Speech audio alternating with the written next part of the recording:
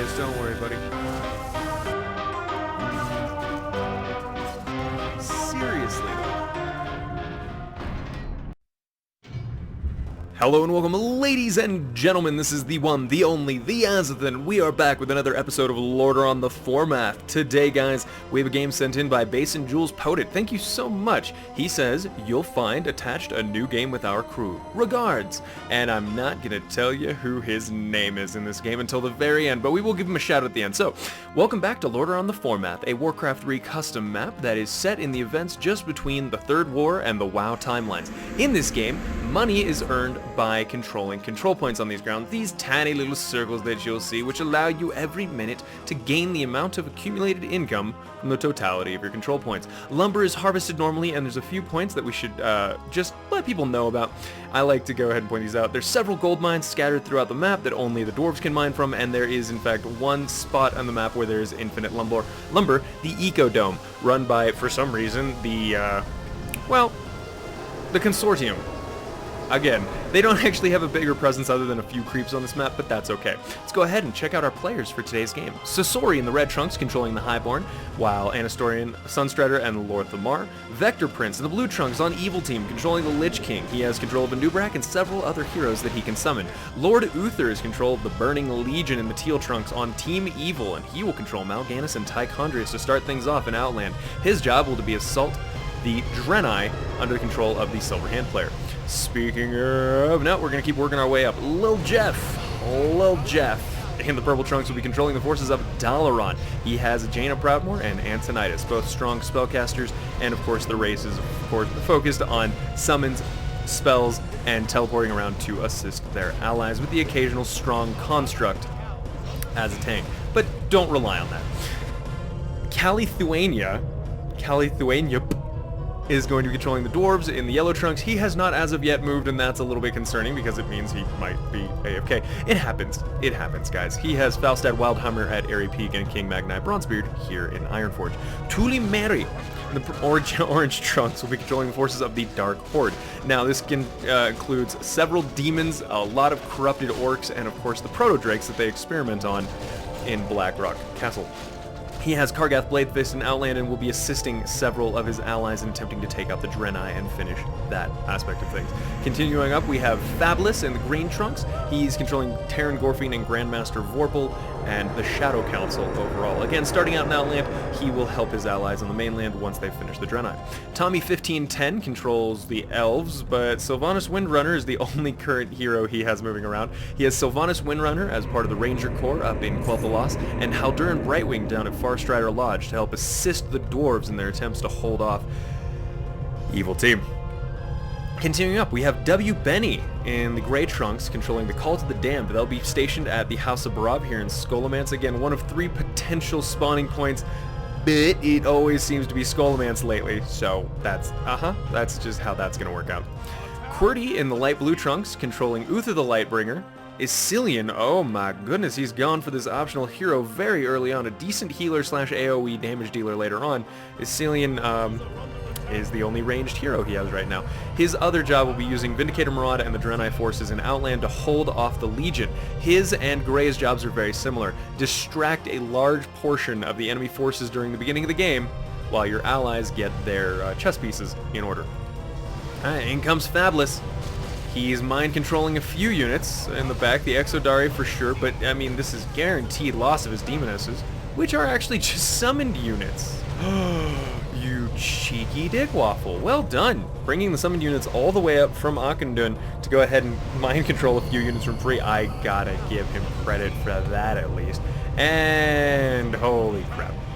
Again, I'm hoping this isn't going to just end up being an Evil Team stomps relentlessly, but we did have a couple good wins in a row, so maybe it's time for Evil Team to have their victory, if you will.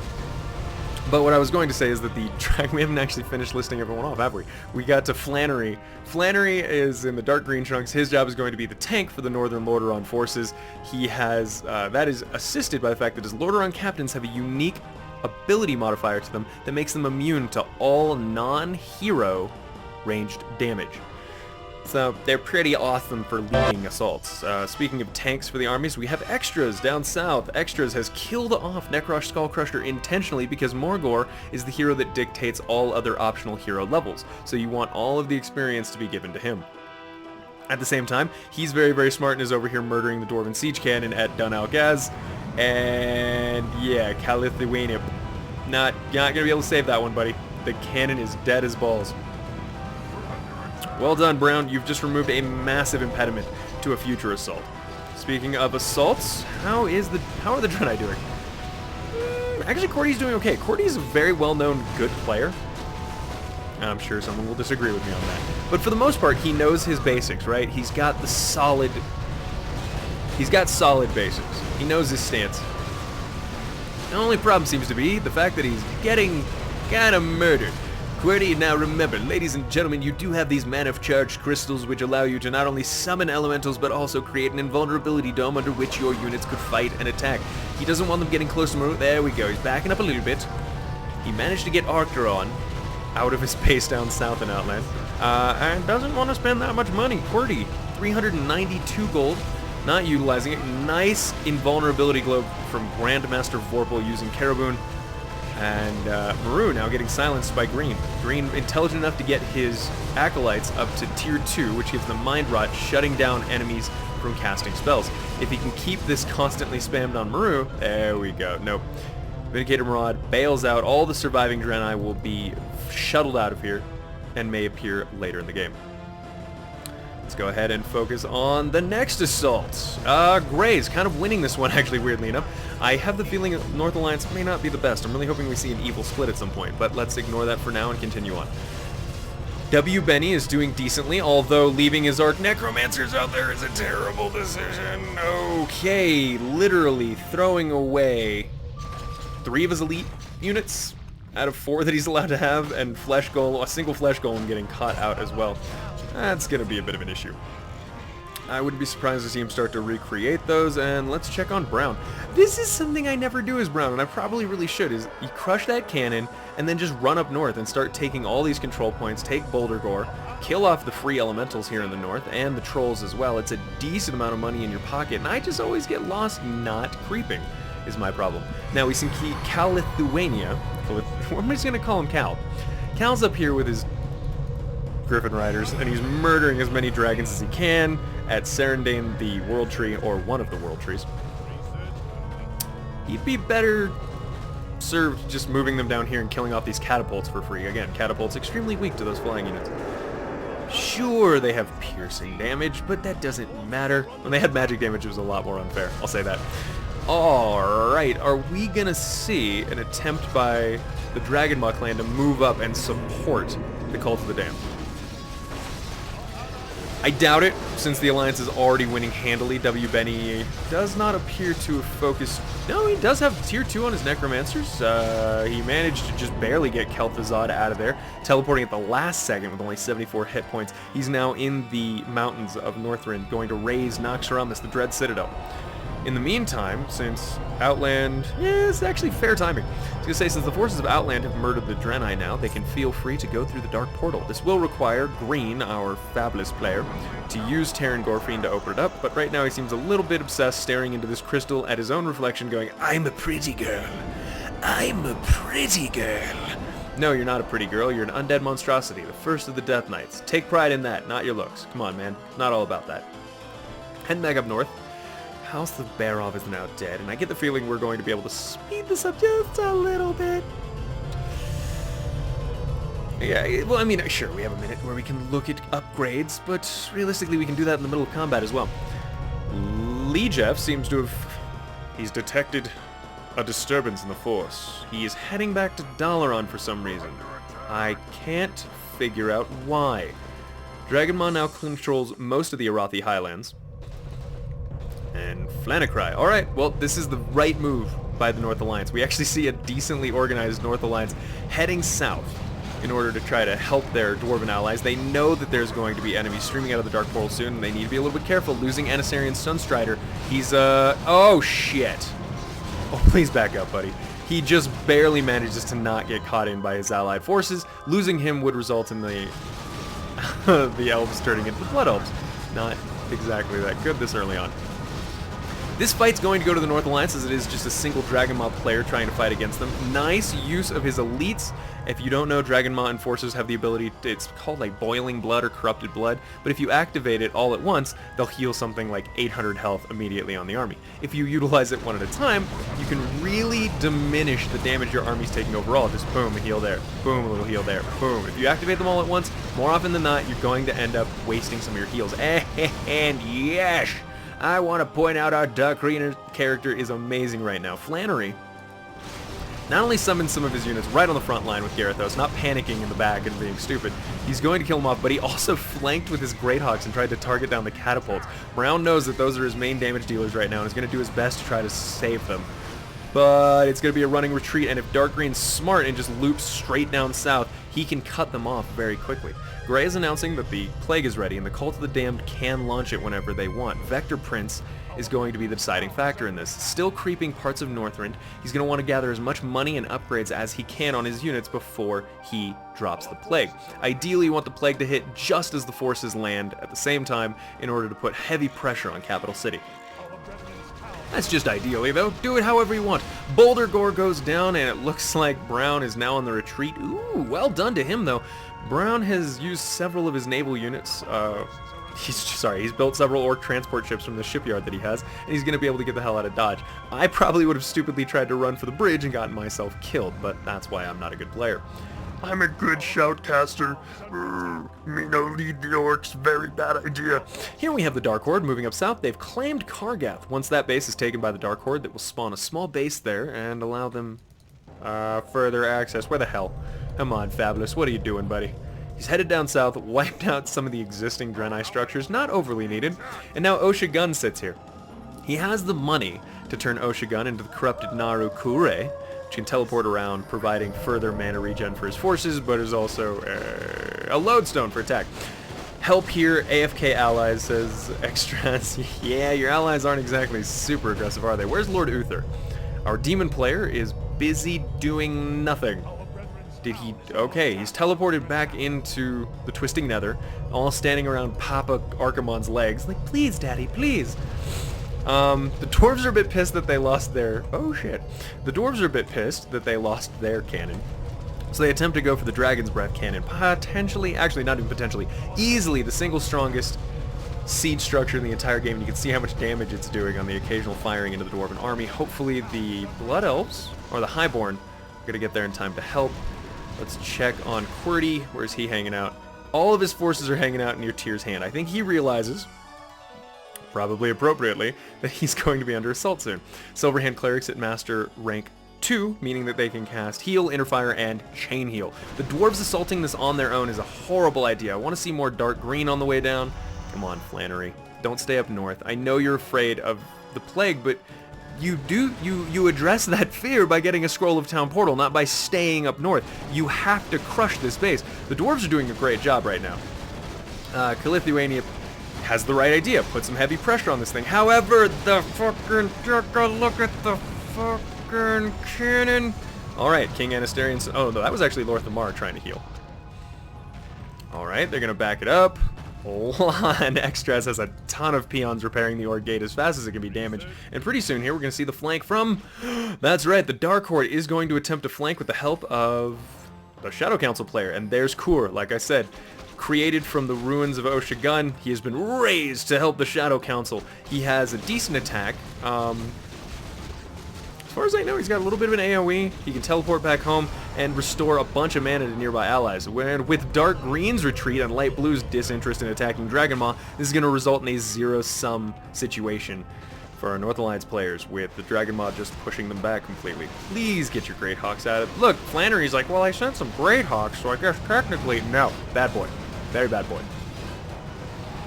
Alright, where's the next batch of problems? Obviously, the Plague launching is going to be the issue. Oh, speeding it up to ×2 because there's not a lot going on at the moment. And Light Blue has put units in Quel'Thalastum. Harvest, he's like, hey, look, I know I'm not going to help you in your assaults, but can I take some of your wood? That'd be great. That would be awesome. It's not.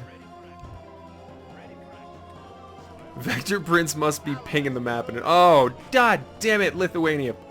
How did you manage to lose the flying one? The one that can fly away from things is dead, and the ones that had to walk their fat, heavy bear butts all the way over here are still alive. Okay, whatever.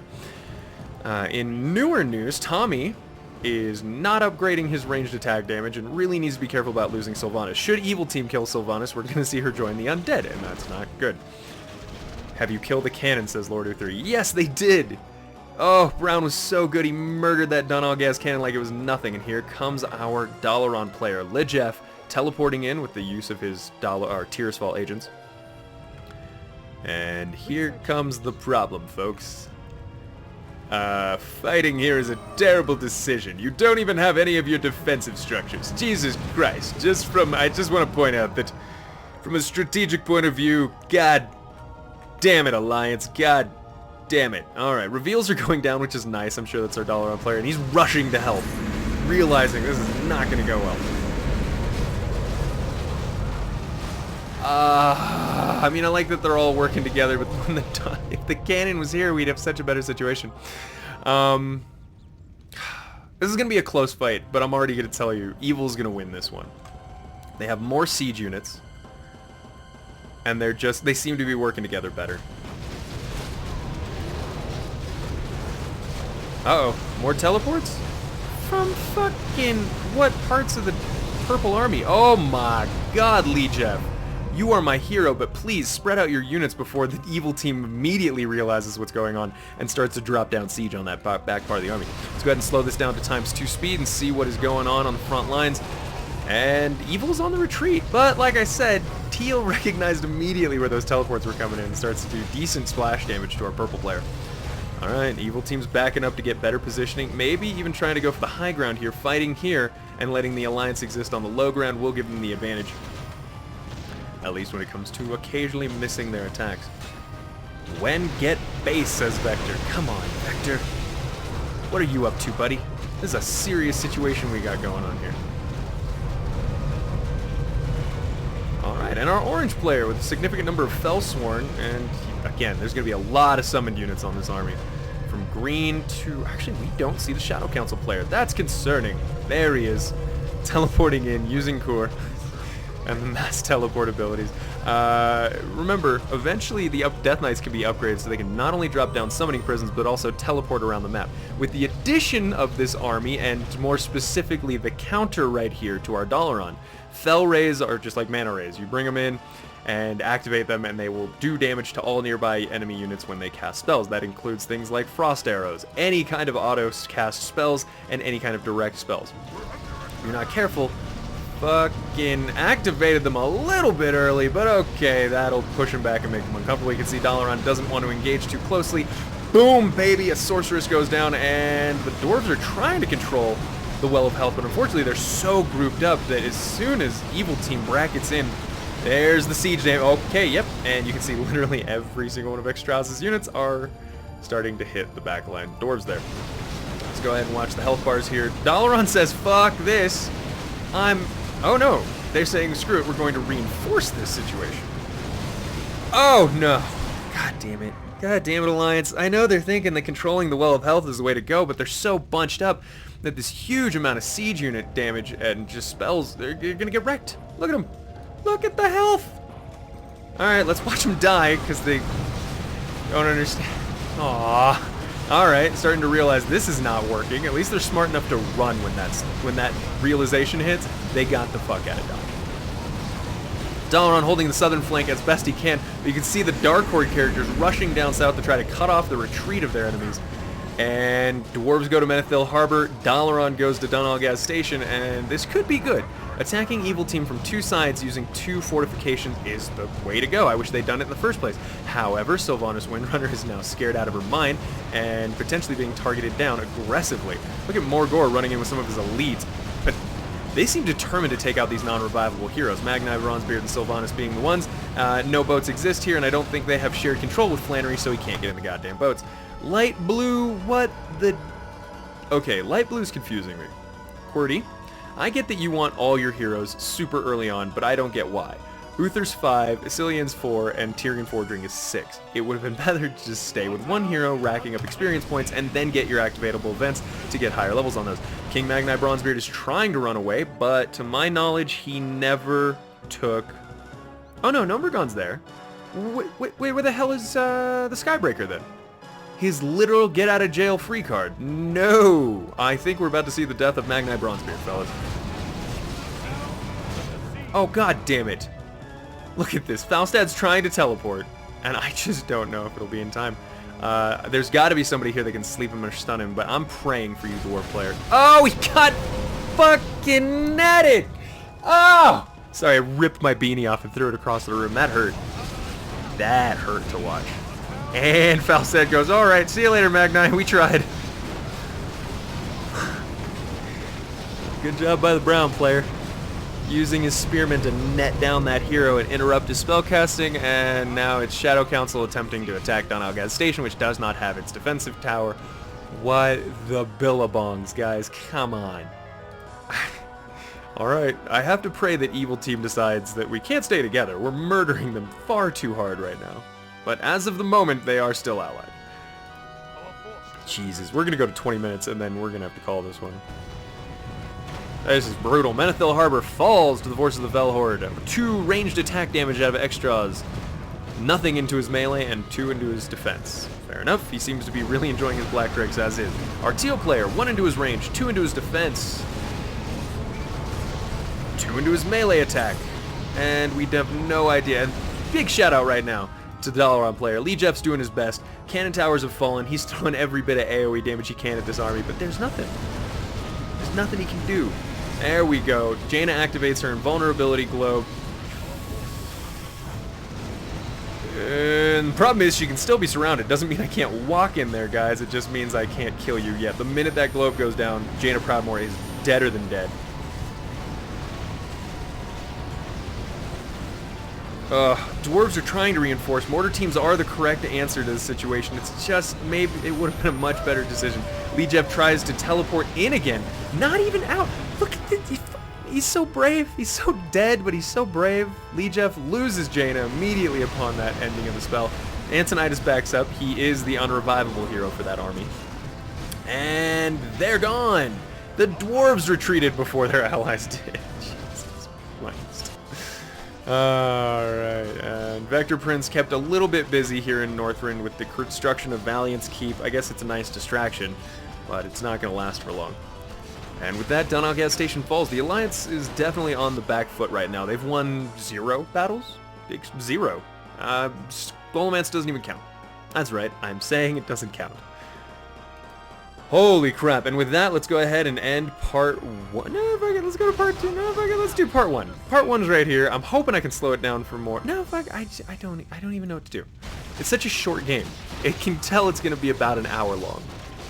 And that is very short for a game. Like, people are like, what? An hour is a short game? Yeah, it's a shockingly short game, actually, for LTF. And if I don't see a betrayal on Evil's team, I'll be very surprised. Alright, Jaina's been resurrected. Antonidas is back in Dalaran, definitely not going to be helping them. And Vector Prince is declaring that he is ready for the plague. Let's see, QWERTY, you've done literally dick all. He's done nothing. He's not helped his allies. He has 200 units on the field. He has helped not... Okay, you know what? I take it back. QWERTY, I said you were a good player. This is absolutely atrocious. This is awful. Now he's gonna be like, well, I'm gonna help when the plague shows up, and I totally could have just, I don't know, sold a couple, like 1,000 of his lumber. If he just sold that, he'd have enough for a scroll of town portal. He could have been down south, helping his allies, altering the course of the battle, but no, he wanted to sit up here scared. He's got Paladin Knights now, 2-3 upgrades, and it's useless. He's gonna lose, because his whole team's gonna lose. I'm so frustrated by players who do this. 50-minute game, I declare. Alright, here's the plague, what he's been waiting for the whole time. The cult has revealed itself. Multiple plague cauldrons have spawned all over the world. One right fucking here that, look at that, blue, is going to lose QWERTY, dude. He loses an entire group of clerics.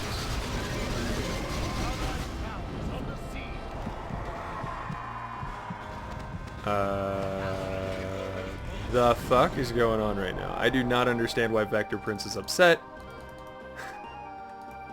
Oh. He said, do not launch it yet. He literally asked his ally, are you ready? His ally didn't respond. He just launched the plague.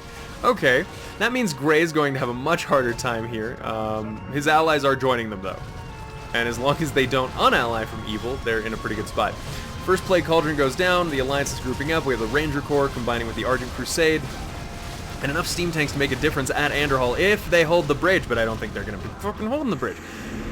Reminder to any Burning Legion players, you can bring one of your Dreadlord heroes up to Alterac and spawn a small base for your Dark Horde allies. Just something to think about. And here's a problem. Everyone's running to Capital City and they're gonna let evil through the gates. Fuck! Alright, slowing it down a little bit because all the only things that you're like, wow, look, they're gonna get killed. Yeah, all the summons. All the zombies and the Felguards that were summoned for free are gonna get attacked. And hopefully they hold the Legion here. Anderhall falls, giving it to the undead. A small base spawns for our blue player, and Lich King, I would advise just teleporting in. Don't even get in boats. Get yourself a freaking Scroll of Town portal and go there. Gray doesn't even have most of his army there, but they don't need to really. Let's slow this the hell down because right now, this is probably gonna be a part 1 of 2, realistically, but we'll see how this fight goes. The Alliance is in good health standing right now. If Light Blue hadn't lost so many of his clerics, I'd say they have unlimited healing, but that's not quite true. Between Anasterian, Darkon, and Lorthamar, Paladin Knights, they should be able to hold this. There's a lot of demonic and undead units they're against, and they have the advantage. Choke points in their favor. If they hadn't lost Anderhall, they wouldn't have to be dealing with towers and the possibility of reinforcements from these slaughterhouses. We haven't seen indication that Blue's going to use them for that yet. Alright, Fabulous on the back line. His Shadow Necrolytes raising the undead. His Shadow Warlocks managing to summon demons. However, it's not looking good for them right now. They're waiting for, there it is, the siege. The Infernal Siege engines. Raise units as well. As soon as the catapults arrive, this is going to change significantly. As long as the battle only remains in this tiny choke point, QWERTY should be able to chain heal his units, but we're not seeing it. We're not seeing the opportunities. Can you believe that this guy has chain heals? He's not using them. Well done to Fabulous, by the way. Parkin's Fell Raise mostly on the front line here right now, where they can damage all of their enemies for casting spells. Very good. And again, look at this. The High Elves are having trouble because Lord Uther's Siege have now bracketed in where they're located, and Sasori seems completely disinterested in moving them at all. He doesn't care. He's just going to let them blow up. Very, very, very well done, Alliance. God, I'm so proud of you. This is going to become a Sarcasticast. This is fucking Sarcasticast number 1. The Alliance is doing wonderful. I can't fault any of their reasoning here. Look at Purple all the way over here, focusing on taking out bases that aren't actually producing anything. You too, Dark Green, good job taking out that Plague Cauldron where the not real fight is. God, you're good at this. And, oh, perfect. Purple's going to teleport in right on the units that are already getting AoE'd. Nice use of the Skull of Gul'dan there by our teal player, raining fire down on the already fucked up North Alliance army. I'm so upset. We're gonna, god damn it. I can't even be angry at them. It hurts. And Lejeff trying to give them a moment's breathing room, activating the invulnerability shield. Oh, look at that. All of Light Blue's units just standing there, casting a regular heal instead of chain heal. It's so good. It's so good. In the meantime, actually, I'll give Green this. I'll give Green this. He did silence the vast majority of the casters back there. And I'm not talking about Green. I'm talking about the Ranger Corps, using Sylvanas to silence those backline units. It's going to give them some breathing room, but the new threat is, of course, all this goddamn siege that they're facing. Oh, and the Felor Kodo Beast raising the attack damage of everything nearby. Oh, you Felors. Oh, you silly billies. Now, the Alliance is a little bit more spread out now. Purple continues to teleport in, supporting his allies. He's really the majority of the forces here now. And his units will not survive this new, fresh wave of siege that's going on. And I shouldn't give it all to the siege. The Nether Dragons are, of course, doing AoE damage. Nobody seems to be targeting or pulling them down out of the air. I mean, if we just look at the difference in health bars, you can tell that North Alliance is struggling. Everything's in the green, the reds, the orange, and Evil's like, dude, we have awesome healthcare. Have you considered this? This is America, this is Europe, and this is only applicable to the healthcare debate. Literally no other aspect of this. I fucking look at Light Blue. My heroes are completely out of the fight. They still have mana. I'm not going to heal anybody. I'm not going to... Ah! Alright, guys, this is the end of part 1. This isn't looking good. I think it's going to be a 50-minute game. And if I hate to call this, but I do believe this is Evil's game to lose, if you will. Oh, this has been a terrible game. Jiminy Glick signing out. If you guys are interested in watching more Lordaeron the Foremath, be sure to check out that download link in the description and make fun of people. Doing it in this voice makes it a little bit less painful, I've found. At least that's... It's time for Mel Brooks to knock the Nazis again. Thank you guys for watching. This is part 1. Bye.